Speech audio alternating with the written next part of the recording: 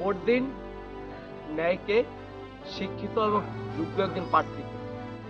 এখন বলি আপনাদেরকে যে আপনি কেন শিক্ষিতদেরকে ভোট দিবেন। শিক্ষিত না হলে আপনি যখন সংসদে গিয়ে তো আপনার কথা বলে আপনার রাস্তার কাজটা আনতে হবে। তাই আপনার কথা না বলতে বলতে হবে সংসদ থেকে আপনার রাস্তার কাজটা আসবে না। শিক্ষিত হলে আপনি সবাইকে গুরুত্বপূর্ণভাবে কথা বলতে পারবেন, তখন আপনার রাস্তার কাজটা সহজে আসবে। আপনার এলাকায় যখন রাস্তার কাজ আসবে সে কিন্তু আপনার এমনি এমনি আসবে না। সংসদে আপনার ৩০০ জন এমপি প্রার্থীর সাথে সবার মধ্যে কথা বলে যে স্পিকার থাকবে তার মধ্যে কাজটা আনতে হবে। এখন যে শিক্ষিত না হন তাহলে কিন্তু কাজটা আপনি পারবেন না, কথাও বলতে পারবেন না। আর যদি এখন বলি সৎ কেন হতে হবে। সৎ থাকলে আপনি যখন রাস্তার কাজটা করাবেন তখন আপনার এখান থেকে আপনার ১ টাকাও পকেটে ঢোকার চান্স থাকবে না। আর এখন বলি যোগ্য কেন হবে।